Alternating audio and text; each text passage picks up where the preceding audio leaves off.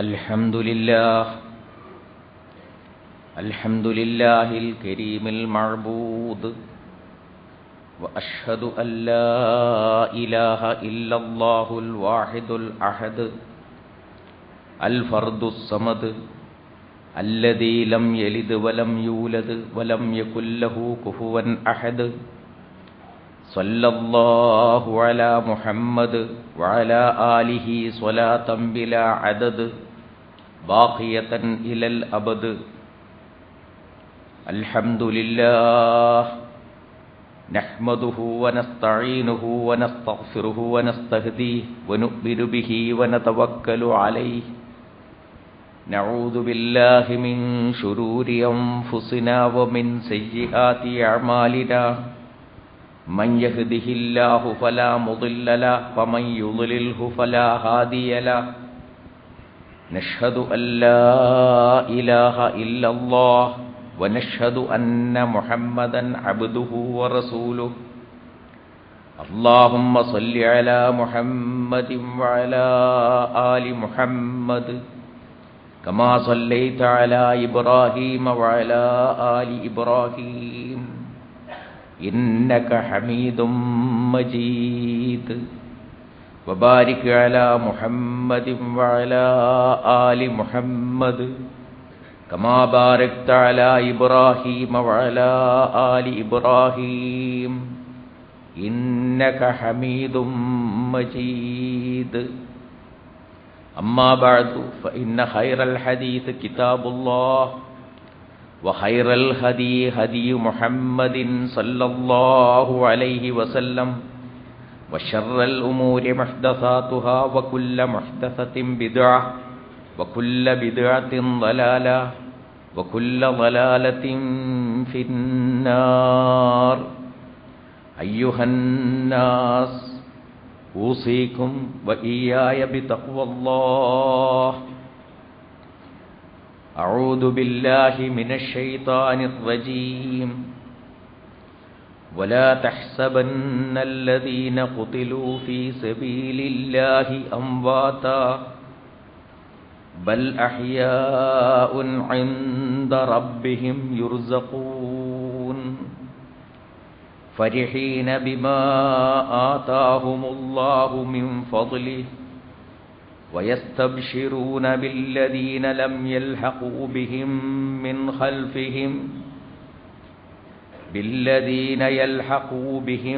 من خلفهم ألا خوف عليهم ولا هم يحزنون يستبشرون بنعمة من الله وفضل وأن الله لا يضيع أجر المؤمنين. صدق الله العلي العظيم.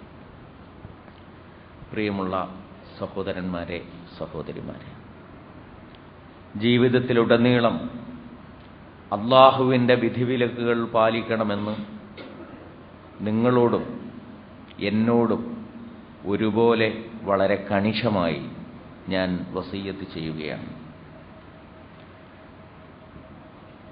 വിശുദ്ധ റമളാനിലെ ഏതാണ്ട് പകുതി ഭാഗവും പിന്നിട്ട് കഴിഞ്ഞു. രണ്ടാമത്തെ 10 നമ്മളെല്ലാവരും ഉള്ളത്. രണ്ടാമത്തെ 10 സംബന്ധിച്ച് റസൂലുള്ളാഹി സല്ലല്ലാഹു അലൈഹി വസല്ലം പറഞ്ഞത് അത് മഗ്ഫിറത്തിൻ്റെ 10 എന്നാണ്.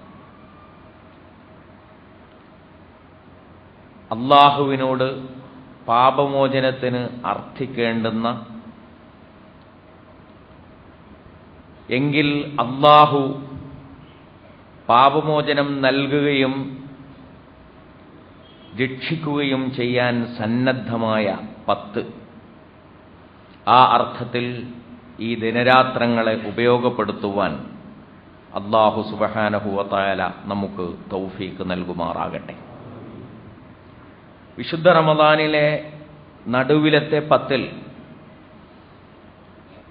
നാം ഏറ്റവും കൂടുതൽ സ്മരിക്കുന്ന ഒരു സംഭവമുണ്ട്. ആ സംഭവം ബദർ യുദ്ധമാണ്. ബദർ യുദ്ധത്തെ സംബന്ധിച്ച് അല്ലാഹു സുബ്ഹാനഹു വ തആല വിശേഷിപ്പിച്ചിട്ടുള്ളത് സത്യത്തെയും അസത്യത്തെയും വിവേചിച്ച് മനസ്സിലാക്കാൻ കഴിയുന്ന ഒരു മഹാസംഭവം. അസത്യത്തെ പരാജയപ്പെടുത്തി സത്യം വിജയത്തിലേക്ക് നീങ്ങിയിട്ടുള്ള ചരിത്രത്തിലെ അവിസ്മരണീയമായ ഒരു അനുഭവം എന്നാണ്. യൗമൽ ഫുർഖാൻ, സത്യാസത്യ വിവേചനത്തിന്റെ ദിവസം എന്നാണ് ബദർ യുദ്ധത്തിന്റെ ദിവസത്തെ വിശുദ്ധ ഖുർആൻ വിശേഷിപ്പിച്ചിട്ടുള്ളത്. കഴിഞ്ഞ ഖുതുബയിൽ ഞാൻ പറഞ്ഞിരുന്നു, വിശുദ്ധ ഖുർആൻ ഫുർഖാനാണ്, സത്യാസത്യ വിവേചനത്തിന്റെ ഗ്രന്ഥമാണ്. ആ ഫുർഖാൻ ഒരാളുടെ ഹൃദയത്തിലേക്ക് പ്രവേശിച്ചു കഴിഞ്ഞാൽ അയാൾ സത്യത്തെയും അസത്യത്തെയും വിവേചിച്ച് അറിയുവാൻ മാത്രമല്ല, അസത്യത്തെ കൈവിട്ട് സത്യത്തെ സ്വീകരിക്കുവാനുള്ള അസാധാരണമായ കരുത്തുറ്റ വ്യക്തിത്വമായി തീരുന്നു. അപ്പോൾ അയാളെ ഫാറൂഖ് എന്ന് പറയുന്നു. ഈ സത്യത്തെയും അസത്യത്തെയും വിവേചിക്കുന്ന ഗ്രന്ഥം ഉപയോഗിച്ചുകൊണ്ട് സത്യത്തെയും അസത്യത്തെയും വിവേചിച്ചറിയുവാൻ കരുത്ത് തേടിയിട്ടുള്ള മനുഷ്യരുടെ ശക്തി ഉപയോഗപ്പെടുത്തിക്കൊണ്ട് ഭൂമിയിൽ നടന്നിട്ടുള്ള അവിസ്മരണീയമായ ഒരു സംഭവമാണ് ബദർ യുദ്ധം. അതുകൊണ്ടാണ് ബദർ യുദ്ധത്തെ സംബന്ധിച്ച് ഫുർഖാൻ എന്നും ബദർ യുദ്ധം നടന്നിട്ടുള്ള ദിവസത്തെക്കുറിച്ച് യൗമുൽ ഫുർഖാൻ എന്നും വിശുദ്ധ ഖുർആൻ വിശേഷിപ്പിച്ചിട്ടുള്ളത് എന്നുള്ള കാര്യം ഞാൻ എന്റെയും നിങ്ങളുടെയും ശ്രദ്ധയിൽപ്പെടുത്തുകയാണ്. ഈ യൗമുൽ ഫുർഖാനെ അനുസ്മരിക്കുന്ന ഘട്ടത്തിൽ നമ്മുടെ മുമ്പാകെ കടന്നുവരുന്ന 2-3 വിഷയങ്ങളുണ്ട് പ്രധാനമായും. അതിലൊരു വിഷയം ഇസ്ലാമിലെ ജിഹാദ് എന്ന ആശയമാണ്. രണ്ടാമത്തെ വിഷയം അല്ലാഹുവിന്റെ സഹായം എന്ന അനുഭവമാണ്. മൂന്നാമത്തെ വിഷയം അല്ലാഹുവിന്റെ മാർഗത്തിലുള്ള രക്തസാക്ഷ്യമാണ്. ഈ 3 വിഷയങ്ങളിലേക്കും വളരെ ചെറിയ സൂചനകൾ നൽകുവാനാണ് ഈ സമയത്തിന്റെ പരിധിക്കുള്ളിൽ നിന്നുകൊണ്ട് ഞാൻ ശ്രമിക്കുന്നത്. നമ്മുടെ അടിസ്ഥാന വിശ്വാസം ലാ ഇലാഹ ഇല്ലല്ലാഹ് എന്ന വിശ്വാസമാണ്. അല്ലാഹു ഒഴികെ ഒരു ഇലാഹുമില്ല. എന്നെ സൃഷ്ടിച്ചത് അല്ലാഹുവാണ്, എന്നെ സംരക്ഷിച്ചുകൊണ്ടിരിക്കുന്നത് അല്ലാഹുവാണ്, എന്റെ നിയന്താവ് അല്ലാഹുവാണ്. എന്റെ മാത്രമല്ല, ഈ പ്രപഞ്ചത്തിന്റെ അഖിലം സ്രഷ്ടാവും സംരക്ഷകനും നിയന്താവും അല്ലാഹുവാണ്. മാത്രമല്ല, ആ അല്ലാഹു തന്നെയാണ് ഈ പ്രപഞ്ചത്തിന് ആവശ്യമായ എല്ലാ നിയമങ്ങളും ഉണ്ടാക്കിയിട്ടുള്ളത്. പ്രാപഞ്ചികമായ വിധികർത്താവും അവൻ തന്നെയാണ്. അതുകൊണ്ട് ആ അല്ലാഹുവാണ് യഥാർത്ഥത്തിൽ മഅ്ബൂദ്. ആരാധിക്കാൻ അർഹൻ അവനാണ്, അനുസരണത്തിന് അർഹൻ അവനാണ്. അവനെ വേണം വഴങ്ങാൻ, അവന് വേണം വഴങ്ങാൻ. ഈ ആശയമാണ് ലാ ഇലാഹ ഇല്ലല്ലാഹ് എന്ന കലിമത്തു തൗഹീദ് പ്രകാശിപ്പിക്കുന്നത്. ഈ കലിമത്തു തൗഹീദ് ഏതെങ്കിലും ഒരാളുടെ ഹൃദയത്തിൽ വേരൂന്നിക്കഴിഞ്ഞാൽ അയാൾ മനസ്സിലാക്കുന്നു, ഞാൻ അല്ലാഹുവിന് പൂർണ്ണമായി കീഴ്പ്പെടേണ്ടതുണ്ട്. ഇന്ന സ്വലാത്തി വ നുസുകി വ മഹിയായ വ മമാതി ലില്ലാഹി റബ്ബിൽ ആലമീൻ. എന്റെ നമസ്കാരം, എന്റെ ബലികർമ്മങ്ങൾ, ആരാധനാ കാര്യങ്ങൾ, എന്റെ ജീവിതം, എന്റെ മരണം എല്ലാം അല്ലാഹുവിനുള്ളതാണ് എന്നയാൾ മനസ്സിലാക്കുന്നു. ഞാൻ അല്ലാഹുവിന് പൂർണ്ണമായും കീഴ്പ്പെടേണ്ടതുണ്ട് എന്നതുപോലെ തന്നെ ഞാൻ ജീവിച്ചുകൊണ്ടിരിക്കുന്ന ഈ കാലഘട്ടത്തിലെ മനുഷ്യരും യഥാർത്ഥത്തിൽ കീഴ്പ്പെടേണ്ടത് അല്ലാഹുവിന് മാത്രമാണ്. ഞാൻ അല്ലാഹുവിന് കീഴ്പ്പെടുന്നത് പോലെ ലോകം മുഴുവൻ അല്ലാഹുവിനാണ് കീഴ്പ്പെടേണ്ടത്. ഞാൻ അല്ലാഹുവിന്റെ ഉലൂഹിയ്യത്ത് അംഗീകരിക്കുന്നത് പോലെ ലോകത്തുള്ള മുഴുവൻ മനുഷ്യരും അല്ലാഹുവിന്റെ ഉലൂഹിയ്യത്ത് അംഗീകരിക്കണം എന്നുള്ള ഒരു വിചാരം ലാ ഇലാഹ ഇല്ലല്ലാഹ് എന്ന കലിമത്തു തൗഹീദ് ഹൃദയത്തിലേക്ക് ആഞ്ഞു തറച്ചിട്ടുള്ള ഒരു മനുഷ്യനിൽ ഉണ്ടായിത്തീരുന്നതാണ്. നമ്മുടെ ആദർശത്തിന്റെ രണ്ടാം വാക്യം മുഹമ്മദുർ റസൂലുള്ളാഹ് എന്നുള്ളതാണ്. മുഹമ്മദ് സല്ലല്ലാഹു അലൈഹി വസല്ലം അല്ലാഹുവിന്റെ ദൂതനാണ്. മുഹമ്മദ് സല്ലല്ലാഹു അലൈഹി വസല്ലം അല്ലാഹുവിന്റെ ദൂതനാണ് എന്ന് സമ്മതിച്ചു പറയുന്നതിന്റെ അർത്ഥം എന്റെ ജീവിതത്തിലുടനീളം ഞാൻ മുഹമ്മദ് മുസ്തഫ സല്ലല്ലാഹു അലൈഹി വസല്ലമയെ മാതൃകയാക്കും എന്നാണ്. കാരണം മുഹമ്മദ് സല്ലല്ലാഹു അലൈഹി വസല്ലം കൊണ്ടുവന്നതെല്ലാം അല്ലാഹുവിങ്കൽ നിന്നുള്ളതാണ് എന്നതാണ് മുഹമ്മദുർ റസൂലുള്ളാഹ് എന്ന് സമ്മതിക്കുന്നതിന്റെ അർത്ഥം എന്ന് നമ്മൾ മനസ്സിലാക്കുന്നു. ഞാൻ ഒറ്റക്ക് റസൂലുള്ളാഹി സല്ലല്ലാഹു അലൈഹി വസല്ലമയുടെ മാതൃക പിന്തുടർന്നാൽ പോരാ, മറിച്ച് റസൂലുള്ളാഹി സല്ലല്ലാഹു അലൈഹി വസല്ലം സൃഷ്ടിച്ചെടുത്തതുപോലുള്ള ഒരു സാമൂഹ്യ ഘടന, അതാണല്ലോ റസൂലുള്ളാഹി സല്ലല്ലാഹു അലൈഹി വസല്ലമയുടെ മാതൃക. അങ്ങനെയുള്ള ഒരു സാമൂഹ്യ ഘടന ഈ ലോകത്ത് സൃഷ്ടിതമായി തീരണം എന്ന് മുഹമ്മദുർ റസൂലുള്ളാഹ് എന്ന ആദർശവാക്യത്തിൽ ഉറച്ചു വിശ്വസിക്കുന്ന ഏതൊരു മനുഷ്യന്റെ മനസ്സിലും ഒരാഗ്രഹമായി കടന്നു വരുന്നതാണ്.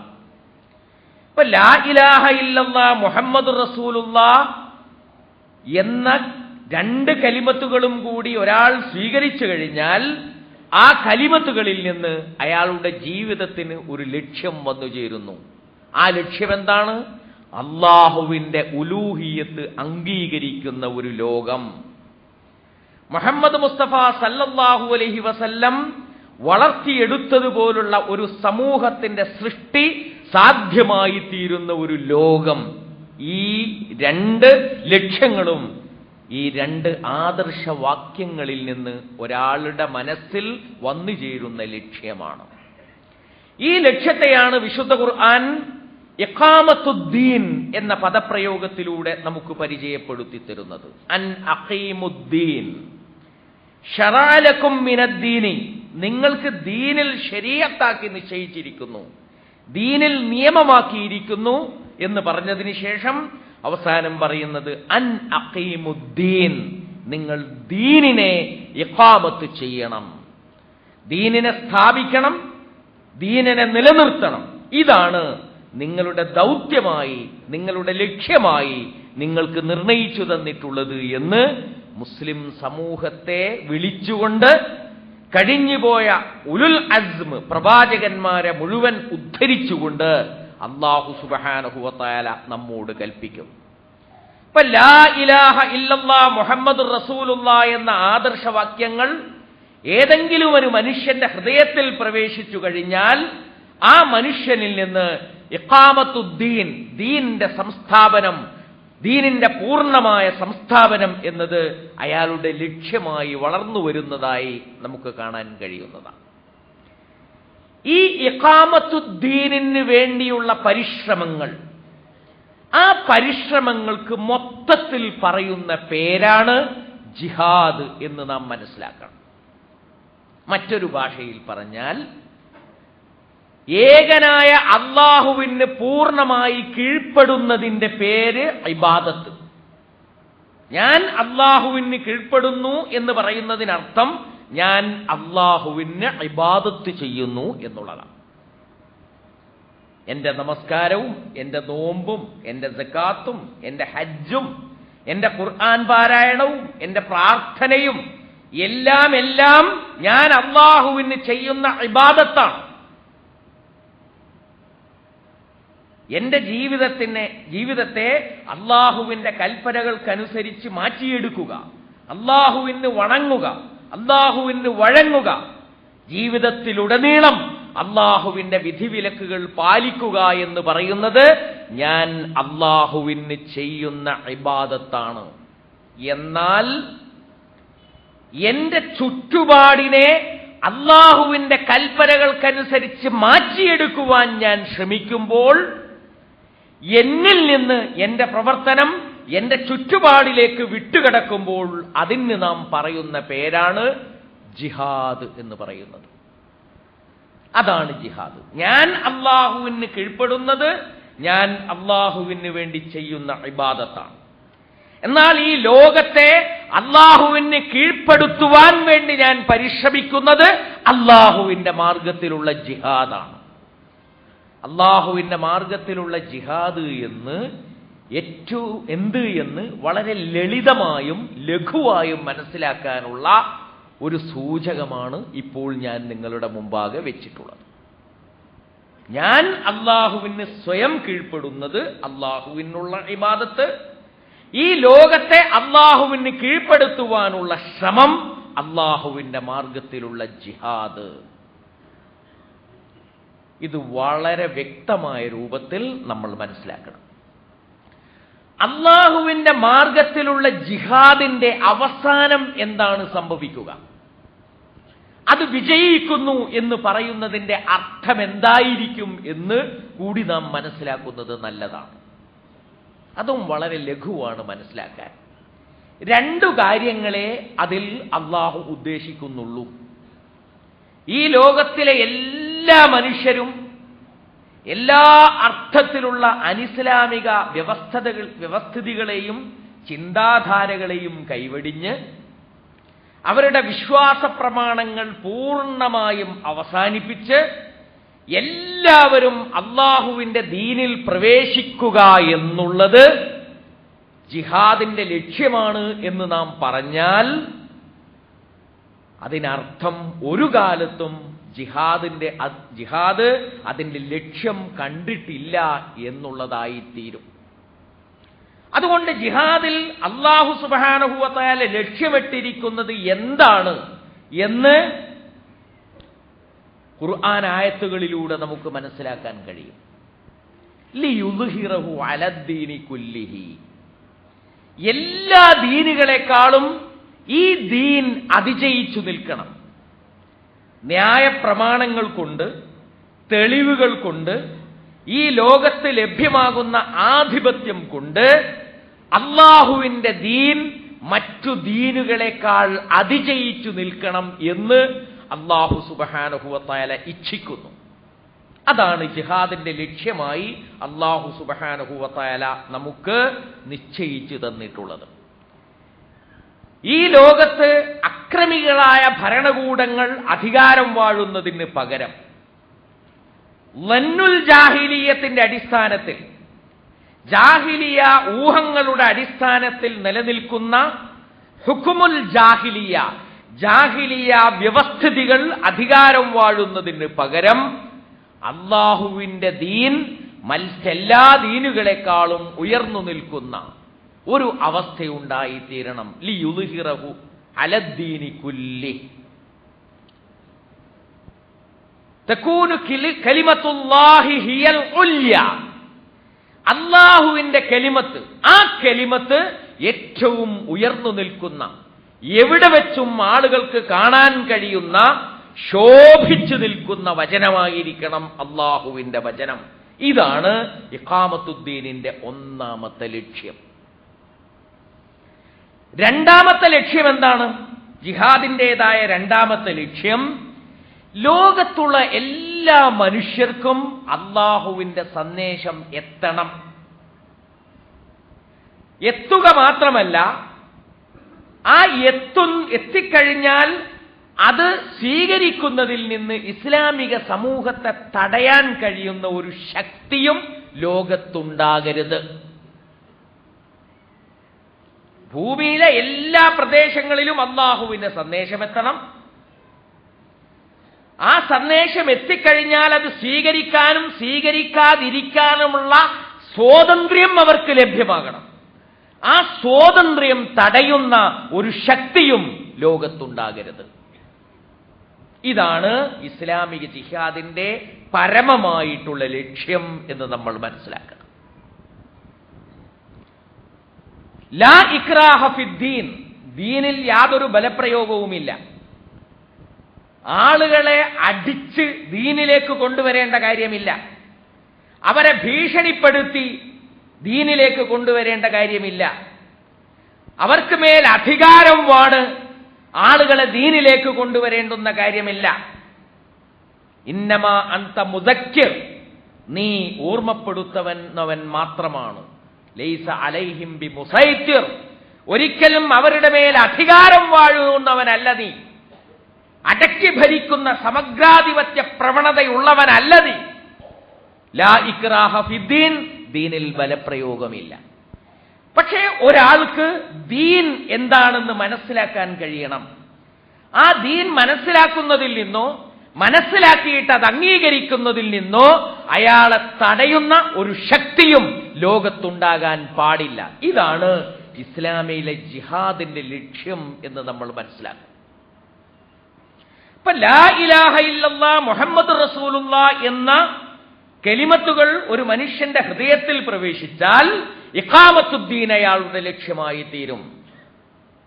ആ ലക്ഷ്യത്തിലേക്ക് അയാൾ പ്രയാണം ചെയ്യുന്ന മാർഗത്തെയാണ്, അല്ലെങ്കിൽ ആ ലക്ഷ്യപ്രാപ്തിക്ക് വേണ്ടി അയാൾ അനുഭവിക്കുന്ന, അയാൾ ചെയ്യുന്ന ത്യാഗ പരിശ്രമങ്ങളെയാണ് ജിഹാദ് എന്ന് പറയുന്നത്. ആ ജിഹാദിലൂടെ അവസാനം സംഭവിക്കേണ്ടത് അള്ളാഹുവിന്റെ ദീൻ മറ്റെല്ലാ ദീനുകളെക്കാളും ഉയർന്നു നിൽക്കുക, അള്ളാഹുവിന്റെ ദീൻ ഭൂമിയിൽ എല്ലാ ജനവിഭാഗങ്ങൾക്കും എത്തുകയും അത് സ്വീകരിക്കാനും സ്വീകരിക്കാതിരിക്കാനുമുള്ള സ്വാതന്ത്ര്യം അവർക്ക് ലഭ്യമായി തീരുകയും ചെയ്യുക. ഇതാണ് ജിഹാദിന്റെ ലക്ഷ്യം. അങ്ങനെ വരുമ്പോൾ ജിഹാദിൽ എന്തൊക്കെയാണ് പെടുന്നത് എന്ന് നമുക്കൊന്ന് പരിശോധിച്ച് നോക്കാം. ആദ്യമായി പെടുന്നത് അള്ളാഹുവിന്റെ ദീനിന്റെ പേരിൽ ഉറച്ചു നിൽക്കുക എന്നുള്ള ഒരു ഇസ്തിഖാമത്താണ്.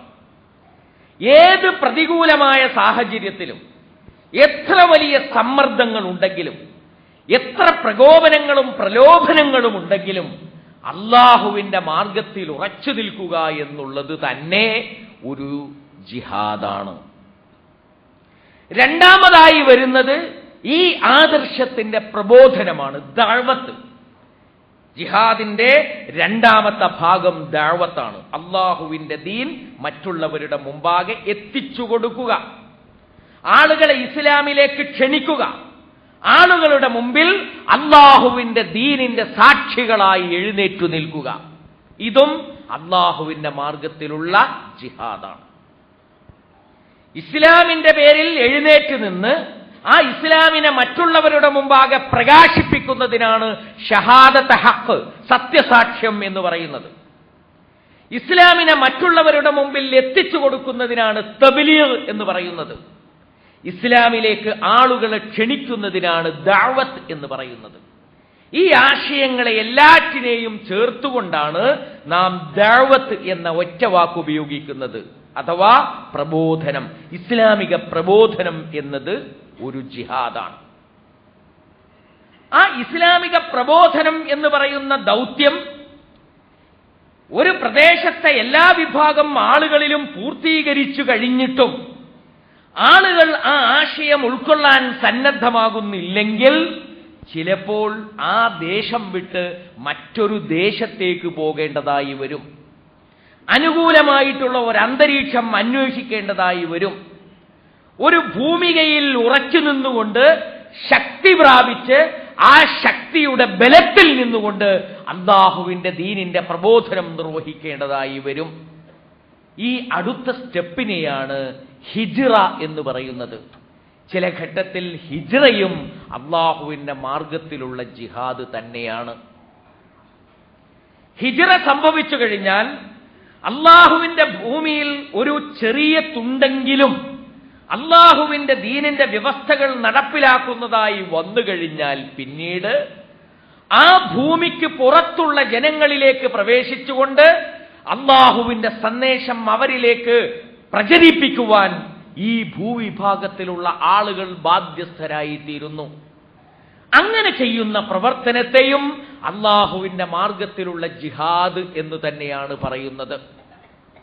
അങ്ങനെ വരുമ്പോൾ ചില സമൂഹങ്ങളോ ചില രാഷ്ട്രങ്ങളോ ഈ ഇസ്ലാമിക പ്രബോധന മാർഗത്തിൽ തടസ്സങ്ങൾ സൃഷ്ടിക്കുന്നുവെങ്കിൽ ആ തടസ്സങ്ങൾ തട്ടി നീക്കുക എന്നുള്ളത് ജിഹാദിന്റെ ഏറ്റവും പ്രധാനപ്പെട്ട ഒരു ഇനമാണ്. അള്ളാഹുവിന്റെ മാർഗത്തിൽ പ്രബോധനം ചെയ്യുന്നതിന്റെ തടസ്സങ്ങൾ തട്ടി നീക്കുക എന്നുള്ളത് ജിഹാദിന്റെ ഭാഗത്തുള്ള ഏറ്റവും പ്രധാനപ്പെട്ട ഒരു ഇനമാണ്. അപ്പോഴാണത് സായുധ ജിഹാദ് എന്ന് പറയുന്നത്. പലപ്പോഴും ഫിഖ്ഹിന്റെ കിതാബുകളിലും ചരിത്രത്തിന്റെ കിതാബുകളിലും ഈ അവസാനത്തെ രൂപത്തെയാണ് ജിഹാദ് എന്ന ഒറ്റപ്പേരിൽ വിശദീകരിക്കാറുള്ളത്. എന്നതുകൊണ്ട് ഉദ്ദേശിക്കുന്നത് ജിഹാദ് എന്ന് പറഞ്ഞാൽ അത് മാത്രമാണ് എന്നല്ല.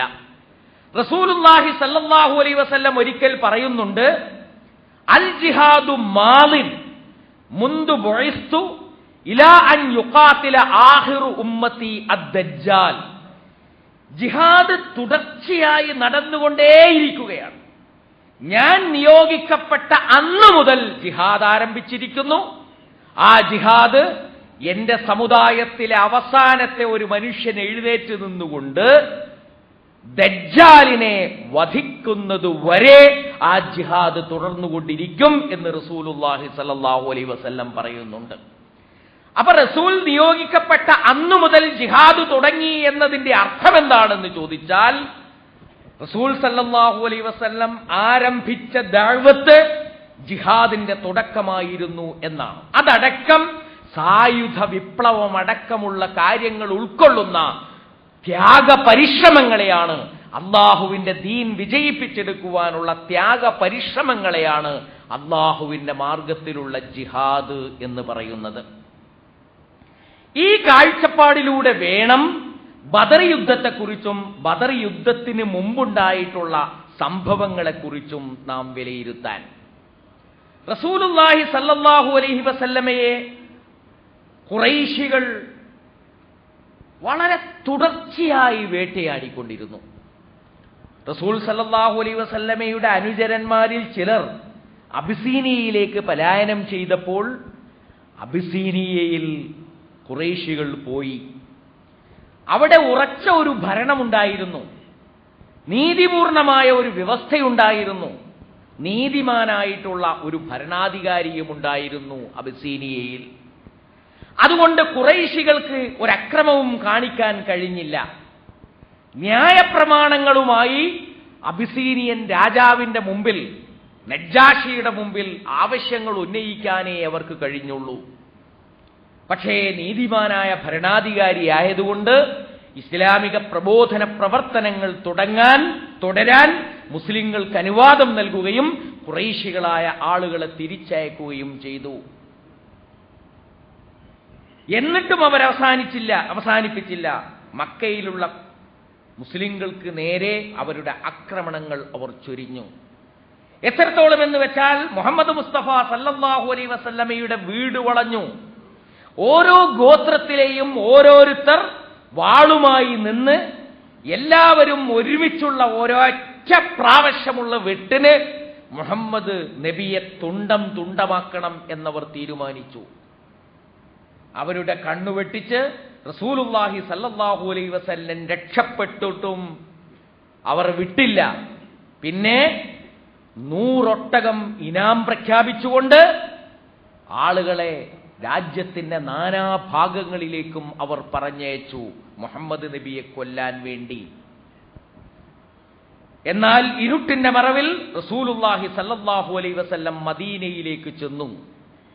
മദീനയിലുള്ള മദീനാവാസികളുമായി ചേർന്ന് ഒരു കരാറുണ്ടാക്കി ഒരു രാഷ്ട്രം സ്ഥാപിച്ചതിന് ശേഷവും നബി സല്ലല്ലാഹു അലൈഹി വസല്ലമയെയും മുസ്ലിങ്ങളെയും തുടർച്ചയായി പിന്തുടർന്ന ഖുറൈശികളുടെ ആക്രമണ ഭീഷണി നിലച്ചില്ല.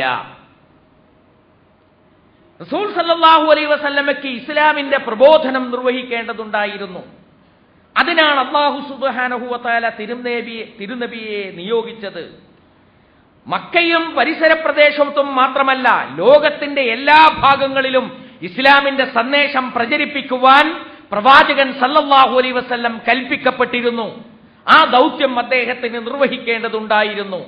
ആ ദൗത്യം നിർവഹിക്കുന്നതിന് ഖുറൈശി സമൂഹവുമായി ബന്ധപ്പെട്ടിട്ടുള്ള മറ്റു ഗോത്രങ്ങളും പ്രവാചകൻ സല്ലല്ലാഹു അലൈഹി വസല്ലമയുടെ മുമ്പാകെ ഭീഷണി ഉയർത്തിയിട്ടുണ്ടായിരുന്നു. അതുകൊണ്ട് മദീനയിൽ ഏതാണ്ട് ഇരിപ്പുറപ്പിച്ചതിന് ശേഷം റസൂലുള്ളാഹി സല്ലല്ലാഹു അലൈഹി വസല്ലം മദീനയിലെ പല പാതയോരങ്ങളിലേക്കും ആളുകളെ പറഞ്ഞു വിടുകയാണ്. ഖുറൈശികൾ അവരുടെ കച്ചവട സംഘങ്ങളുമായി യാത്ര ചെയ്തുകൊണ്ടിരിക്കുന്ന ഭാഗങ്ങളിലേക്ക് ആളുകളെ പറഞ്ഞു വിടുകയാണ്. പറഞ്ഞു വിട്ടിട്ട് റസൂലുള്ളാഹി സല്ലല്ലാഹു അലൈഹി വസല്ലമയുടെ സാന്നിധ്യം ഖുറൈശികളെ അവർ അറിയിക്കുകയാണ് ചെയ്തത്. ചിലപ്പോൾ 8 പേർ, ചിലപ്പോൾ 10 പേർ, ചിലപ്പോൾ 20 പേർ, ചിലപ്പോൾ 40 പേർ, ചിലപ്പോൾ 200 പേർ റസൂൽ സല്ലല്ലാഹു അലൈഹി വസല്ലം നിയോഗിക്കുന്നതിനനുസരിച്ച് ആളുകൾ പോവുകയും പാതയോരങ്ങളിൽ നിന്നുകൊണ്ട് അവരുടെ സാന്നിധ്യം ഖുറൈശി കച്ചവട സംഘങ്ങളെ അറിയിക്കുകയുമാണ് ചെയ്യുന്നത്. ഇവിടെ റസൂൽ സല്ലല്ലാഹു അലൈഹി വസല്ലം ഒരു വിലപേശൽ നടത്തുകയായിരുന്നു. നിങ്ങളുടെ കച്ചവട സംഘത്തിന് സുഗമമായി സഞ്ചരിക്കാൻ സ്വാതന്ത്ര്യം ആവശ്യമില്ലേ? നിങ്ങൾക്ക് സ്വാതന്ത്ര്യം ആവശ്യമുണ്ട്. കാരണം നിങ്ങളുടെ സമ്പദ്ഘടന നിലനിൽക്കുന്നത് ഈ കച്ചവട യാത്രയെ അടിസ്ഥാനപ്പെടുത്തിയാണ്. ഈ കച്ചവടത്തിന് വേണ്ടി നിങ്ങൾ ഉപയോഗിക്കുന്ന പാതകൾ അതിപ്പോൾ ഞങ്ങളുടെ കസ്റ്റഡിയിലാണ്. ഞങ്ങളുടെ അനുവാദമുണ്ടെങ്കിലേ ആ പാതകൾ നിങ്ങൾക്ക് അനുഭവിക്കാൻ കഴിയുകയുള്ളൂ. അതനുഭവിച്ചാലേ നിങ്ങളുടെ സമ്പദ്ഘടന നേർക്കുനേരെ നിൽക്കാൻ കഴിയുകയുള്ളൂ. അത് ഞങ്ങളുടെ കൈവശമാണ്.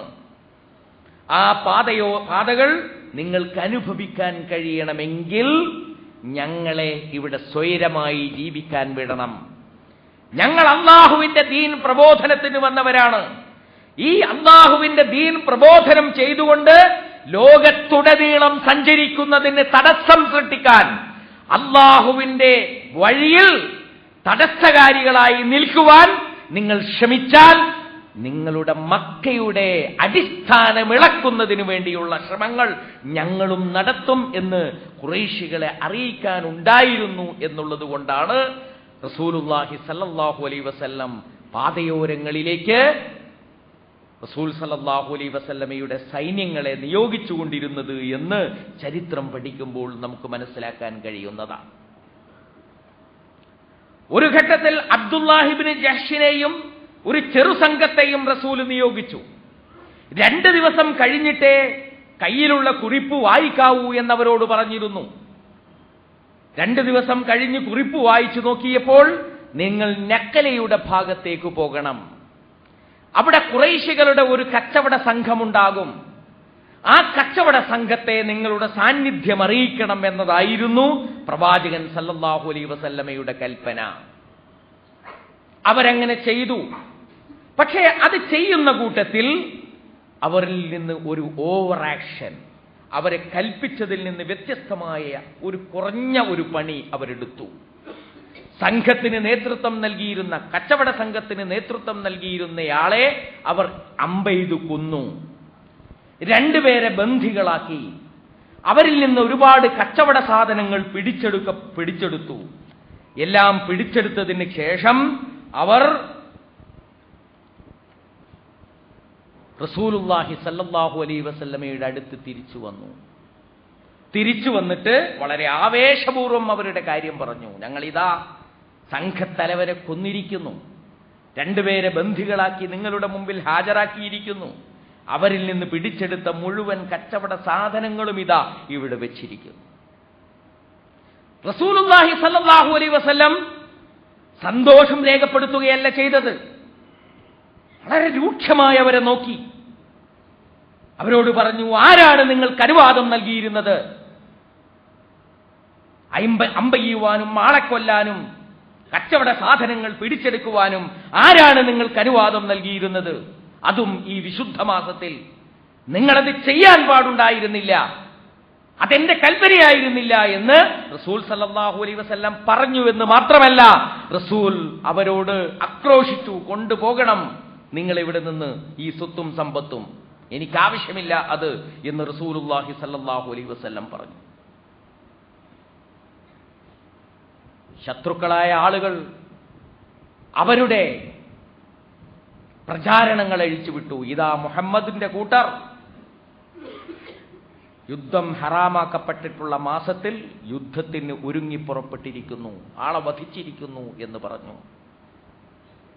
ആളെ വധിച്ചിരിക്കുന്നു എന്ന് പറഞ്ഞു. പ്രചാരണങ്ങളായി മുസ്ലിങ്ങളായ ആളുകളുടെ ഇടയിലും സംശയമായി, നമ്മൾ എന്തിനാണ് ഈ പണി ചെയ്തത്? സഹാബികൾ പലരും ഈ സംഭവത്തിനെതിരായിരുന്നു. അപ്പോൾ അല്ലാഹു സുബ്ഹാനഹു വ തആല പറയുന്നു, യസ്അലൂനക അനിശ് ശഹ്രിൽ ഹറാമി ഖിതാലും ഫീഹി. യുദ്ധം നിഷിദ്ധമാക്കപ്പെട്ട മാസത്തിൽ യുദ്ധം ചെയ്യുന്നതിനെ കുറിച്ച് അവർ നിന്നോട് ചോദിക്കുന്നു. ഖുൽ ഖിതാലും ഫീഹി കബീർ. യുദ്ധം ഹറാമാക്കപ്പെട്ട മാസത്തിൽ, റജബ് മാസത്തിൽ യുദ്ധം ചെയ്യുക എന്നുള്ളത് ഒരു വലിയ കുറ്റം തന്നെയാണ്. പക്ഷേ വസദ്ദുൻ അൻ സബീലില്ലാഹി വകുഫ്റുൻ ബിഹി വൽ മസ്ജിദിൽ ഹറാം വഇഖ്റാജു അഹ്ലിഹി മിൻഹു അക്ബറു ഇൻദല്ലാഹ്. പക്ഷേ അതിനേക്കാൾ വലിയ കുറ്റങ്ങളുമുണ്ട്. യുദ്ധം ഹറാമാക്കപ്പെട്ട മാസത്തിൽ യുദ്ധം ചെയ്യുന്നത് മാത്രമല്ല കുറ്റം, അതിനേക്കാൾ വലിയ കുറ്റങ്ങളുണ്ട്. അല്ലാഹുവിന്റെ മാർഗത്തിൽ നിന്ന് ജനങ്ങളെ തടയുന്നത് അതിനേക്കാൾ വലിയ കുറ്റമാണ്.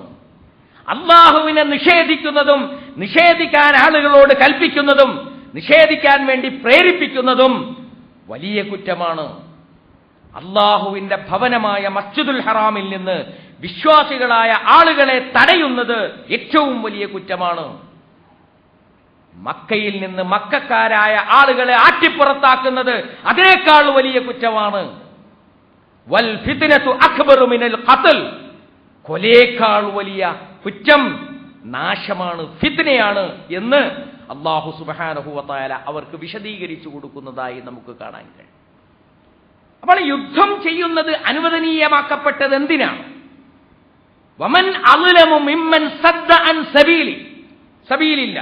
അല്ലാഹുവിന്റെ മാർഗത്തിൽ നിന്ന് ജനങ്ങളെ തടയുന്നവനേക്കാൾ അക്രമി മറ്റാരാണ്? അപ്പൊ അല്ലാഹുവിന്റെ മാർഗത്തിൽ നിന്ന് ജനങ്ങളെ തടയുന്ന ഒരു ശക്തിയും ഉണ്ടാകാൻ പാടില്ല. ആ ശക്തിയും ഉണ്ടാകാൻ പാടില്ല എന്ന ലക്ഷ്യത്തോടുകൂടി നടത്തുന്ന സായുധ വിപ്ലവവും സായുധമായിട്ടുള്ള യുദ്ധവും യഥാർത്ഥത്തിൽ അല്ലാഹുവിന്റെ മാർഗത്തിലുള്ള ജിഹാദ് തന്നെയാണ്. അല്ലാഹുവിന്റെ മാർഗത്തിലുള്ള ജിഹാദ് ആക്രമണപരമാണ് എന്ന് ആക്ഷേപിക്കുന്നവരുണ്ട്. അല്ലാഹുവിന്റെ മാർഗത്തിലുള്ള ജിഹാദ് പ്രതിരോധപരമാണ് എന്ന് പറയുന്നവരുണ്ട്. ഇത് രണ്ടും യഥാർത്ഥത്തിൽ ശരിയല്ല. ഒരു വംശം മറ്റൊരു വംശത്തെ ആക്രമിക്കുമ്പോൾ നമുക്ക് ആക്രമണം എന്ന് പറയാം. ഒരു വംശം മറ്റൊരു വംശത്തിൽ നിന്ന് പ്രതിരോധത്തിന് ശ്രമിക്കുമ്പോൾ പ്രതിരോധം എന്ന് പറയാം. എന്നാൽ ഇസ്ലാമിലെ ജിഹാദ് എന്ന് പറയുന്നത് വംശീയമായ അല്ലെങ്കിൽ ദേശീയമായ ഒരു സംഭവമല്ല. അത് ആദർശപരമായിട്ടുള്ള ഒരു സമരമാണ്, ആദർശപരമായ ഒരു പോരാട്ടമാണ്. അതുകൊണ്ട് അതിനെക്കുറിച്ച് ആക്രമണപരമെന്നോ പ്രതിരോധപരമെന്നോ പറയുന്നതിൽ യാതൊരർത്ഥവുമില്ല എന്ന് നമ്മൾ മനസ്സിലാക്കണം. ഇസ്ലാമിലെ ജിഹാദ് ആക്രമണപരമല്ല, ഇസ്ലാമിലെ ജിഹാദ് പ്രതിരോധപരവുമല്ല. മറിച്ച് ഇസ്ലാമിലെ ജിഹാദ് ഇസ്ലാമിക പ്രബോധനത്തിന്റെ മാർഗത്തിൽ തടസ്സം സൃഷ്ടിക്കുന്ന ആളുകളെ വകഞ്ഞു മാറ്റുവാനുള്ള ഒരു പരിശ്രമം മാത്രമാണ് എന്നുള്ള കഥ നമ്മൾ ശരിക്കും മനസ്സിലാക്കുകയും ഉൾക്കൊള്ളുകയും ചെയ്യുവാൻ ഈ ബദറിന്റെ സ്മരണ പുതുക്കിക്കൊണ്ടിരിക്കുന്ന ഈ ഘട്ടത്തിൽ നമുക്ക് സാധ്യമാകേണ്ടതാണ്. കാര്യങ്ങൾ യഥാവിധി മനസ്സിലാക്കുവാൻ അല്ലാഹു സുബ്ഹാനഹു വ തആല നമുക്ക് തൗഫീഖ് നൽകുമാറാകട്ടെ.